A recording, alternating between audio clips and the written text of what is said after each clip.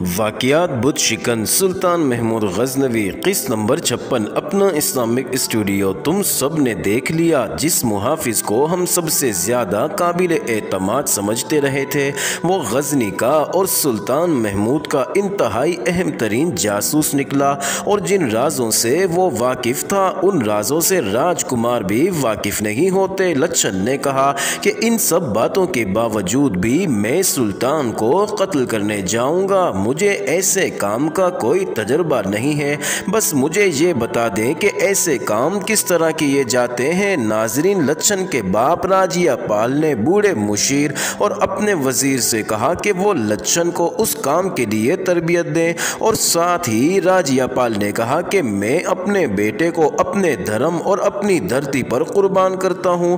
ناظرین، دوسرے دن دونوں بوڑھے لچھن پال کی تربیت اور اسے سمجھا رہے تھے کہ سب سے پہلے اپنے ذہن سے یہ بات نکال دو کہ تمہارا مقابلہ ڈاکوؤں یا لٹیروں سے محمود غزنوی صحیح معنوں میں ایک جنگجو ہے، اور اس کے سامنے جنگ کا ایک مقصد ہے۔ سلطان اپنے ساتھ اپنا مذہب لایا ہے، اسے میدان جنگ میں شکست دینا آسان نہیں ہے۔ اس کی عقل تک ہمارے راجے مہاراجے نہیں پہنچ سکتے ہیں، اور اس تک اس طرح بھی نہیں پہنچا جا سکتا کہ تم اس سے جا ملو اور اسے قتل کر دو۔ صرف ایک بات یاد رکھنا کہ مذہب کا کوئی کتنا ہی پابند کیوں نہ ہو، وہ ہوتا انسان ہی ہے، اور انسان کی سب سے بڑی کمزوری حسین عورت ہے، اور عورت کی سب سے بڑی کمزوری مرد ہے۔ تم ایک نئے بہروپ میں مترا جاؤ گے۔ تمہارا بہروپ یہ ہوگا کہ تم قنوج کے جنگلوں میں بسنے والے قبیلوں میں کسی ایک قبیلے کے سردار ہو۔ قبیلہ جنگجو ہے اور اس کی تعداد 15,000 ہے۔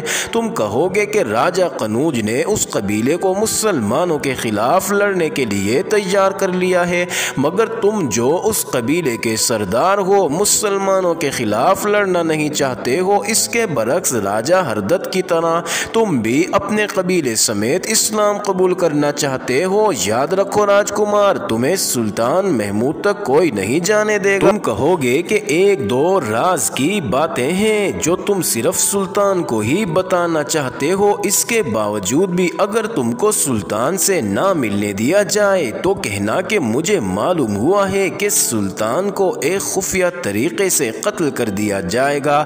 مجھے امید ہے کہ وہ سلطان سے تمہاری ملاقات کروا دیں گے۔ ناظرین، لچھن نے کہا کہ آپ نے حسین عورت کا ذکر کیا تھا، اس کا کیا مطلب ہے؟ تمہارے ساتھ کم از کم 2 یا 3 انتہائی خوبصورت اور حسین دلکش نقش والی عورتیں ہونی چاہیے، استاد نے کہا، اور انہیں تم اپنی بیویاں ظاہر کرو گے۔ اگر یہ عورتیں عقل مند ہوں تو وہ سلطان کے سالاروں کو ایک دوسرے کا دشمن بنا سکتی ہیں۔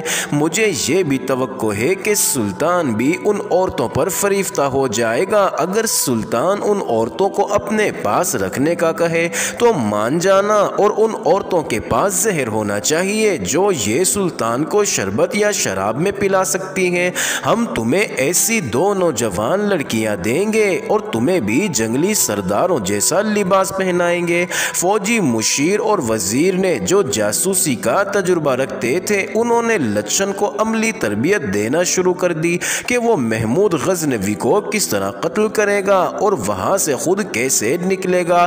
رات کو جب لچھن شیلا سے ملا اور اسے اپنے استادوں کی تربیت اور تجویز بتائی تو شیلا نے رادھا کو بھی بلا لیا اور کہا کہ ایک عورت تو میں ہوں گی اور دوسری میری بھتیجی رادھا ہوگی۔ رادھا کو شیلا نے بتایا کہ لچھن کس کام کے لیے جا رہا ہے تو رادھا نے بھی ساتھ جانے کی رضامندی ظاہر کر دی۔ ناظرین، تینوں نے ایک متفقہ فیصلہ کرنے کے بعد شیلا کے بھائی رائے چند کے پاس چلے گئے اور اسے اپنا فیصلہ سنایا۔ ناظرین، رائے چند کچھ ہچکچایا۔ رادھا نے اپنے باپ رائے چند سے کہا کہ یہاں جوان کنواری لڑکیوں کو بغیر کسی مقصد کے مندروں میں دیوتاؤں پر قربان کر دیا جاتا ہے، اور یہ قربانی بھی بے مقصد ہوتی ہے۔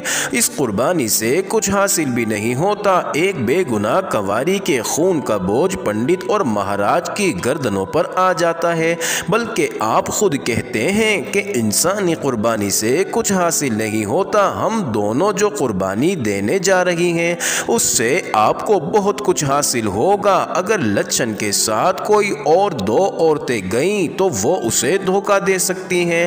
ناظرین، شیلا اور رادھا کے حسن اور ان کے جسموں کی دلکشی سارے علاقے میں مشہور تھی اور ان کی بہادری پر بھی کسی کو شک نہ تھا۔ ان میں عقل بھی تھی اور یہ محمود غزنوی کو اپنا دشمن بھی سمجھتی تھی۔ دونوں نے رائے چند اور لچھن کو مجبور کر دیا کہ وہ اس مشن پر لچھن کے ساتھ ہی جائیں گی۔ ان سب کے لیے ایسا جنگلی لباس تیار کیا گیا جس کا کوئی وجود نہیں تھا اور ان کے ساتھ دو دلیر فوجی بطور نوکر بھیجنے کے لیے تیار کیے گئے۔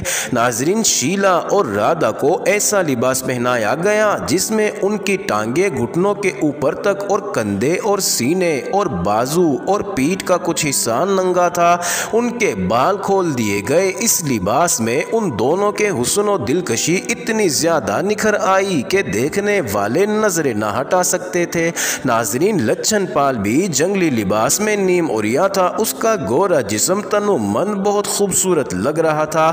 انہیں محمود غزنوی کو دینے کے لیے جو تحفے دیے گئے ان میں 2 انسانی کھوپڑیاں، 2 چیتے کی کھالیں، اس علاقے کے 2 زندہ ہرن اور سونے کا ایک چھوٹا سا بت جس کا سر انسانی اور دھڑ گھوڑے کا تھا۔ اس کے متعلق انہیں سلطان کو بتانا تھا کہ ہم اس کی پوجا کرتے ہیں اور اب مسلمان ہونا چاہتے ہیں۔ ناظرین، رات کو یہ قافلہ گھوڑوں پر سوار ہو کر قنوج سے نکلا۔ انہیں مہابن کے جنگل کے قریب جا کر دریائے جمنا عبور کرنا تھا جو قنوج سے تقریباً 125 میل دور تھا۔ ان کے کھانے پینے اور آرام کرنے کا سامان 2 خچروں پر لدا ہوا تھا۔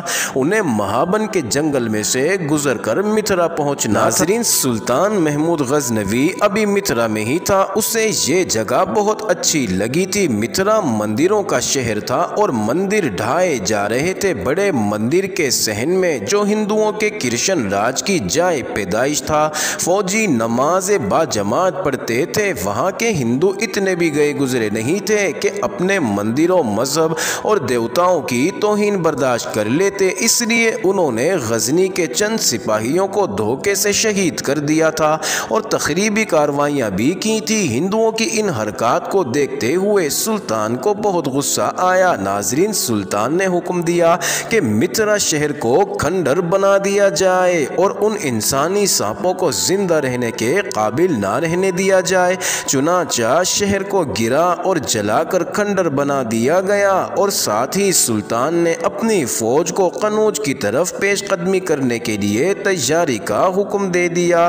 ناظرین، سلطان کے سامنے خطیب اور دستوں کے امام جو ہمیشہ غزنی کی فوج کے ساتھ ساتھ رہا کرتے تھے وہ بیٹھے تھے اور ان کے ساتھ سالار، نائب سالار اور کماندار بھی بیٹھے ہوئے تھے۔ ناظرین، سلطان نے ان سب سے مخاطب ہوتے ہوئے کہا کہ ہم قنوج کی طرف پیش قدمی کرنے والے ہیں۔ آپ کو اس علاقے کا نقشہ دکھانے اور اپنا منصوبہ بتانے سے پہلے کچھ اہم باتیں کرنا ضروری سمجھتا ہوں۔ میں اتنی بڑی فوج کو اکٹھا کر کے خطاب نہیں کر سکتا۔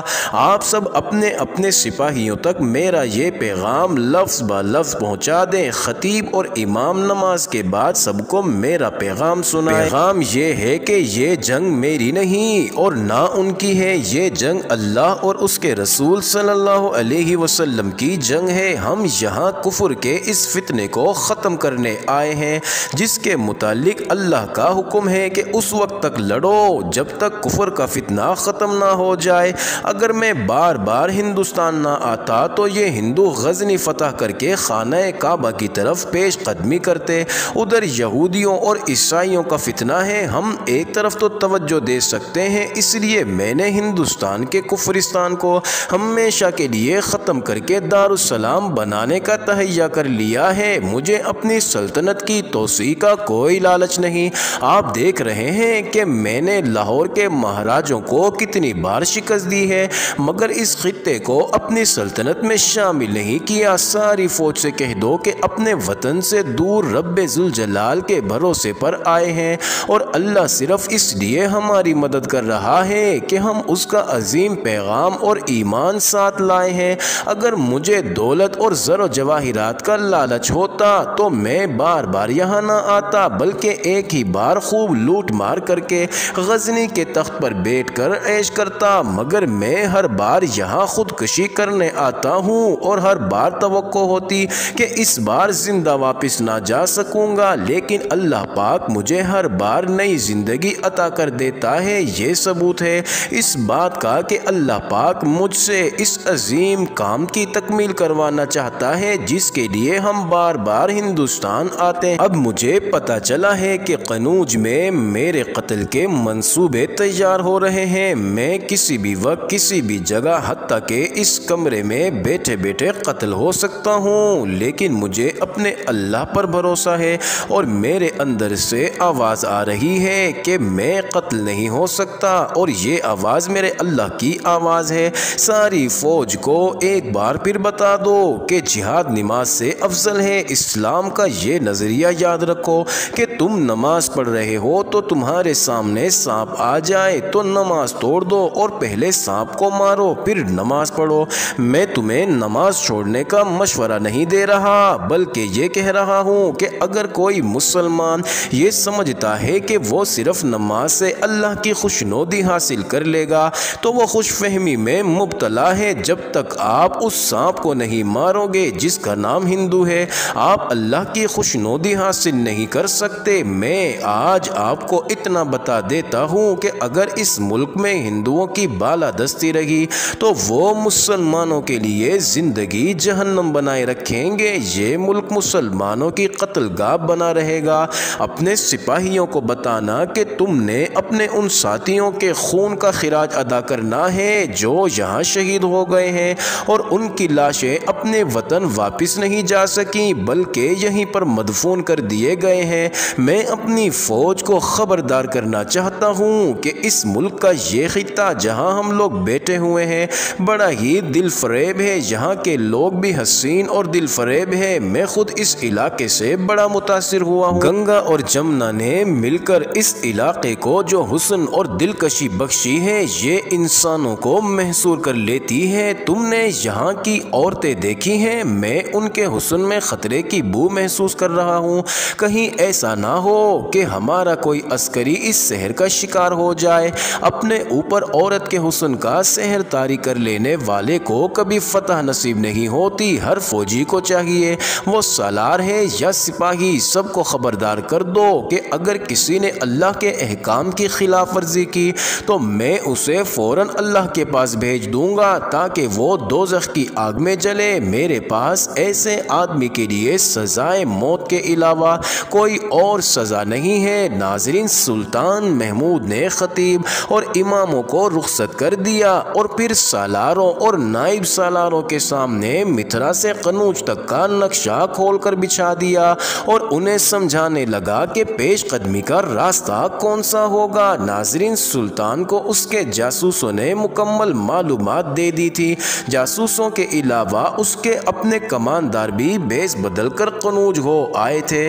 ناظرین، سلطان نے کہا کہ راستے میں منج کا قلعہ آئے گا، یہ راجپوتوں کا شہر ہے اور یہ راجپوت بہت دلیر ہیں، لڑنے میں ہندوستان کی کوئی قوم ان کی ثانی نہیں ہے، ہمیں سب سے پہلے انہیں ختم کرنا ہے ورنہ یہ ہمیں اس وقت تک پریشان کریں گے جب تک ہم قنوج کو محاصرے میں لے لیں گے۔ معزز ناظرین، یہ انٹرسٹنگ ویڈیو جاری ہے، اگلی ویڈیو قسط نمبر 57 میں دیکھنا مت بھولیے گا۔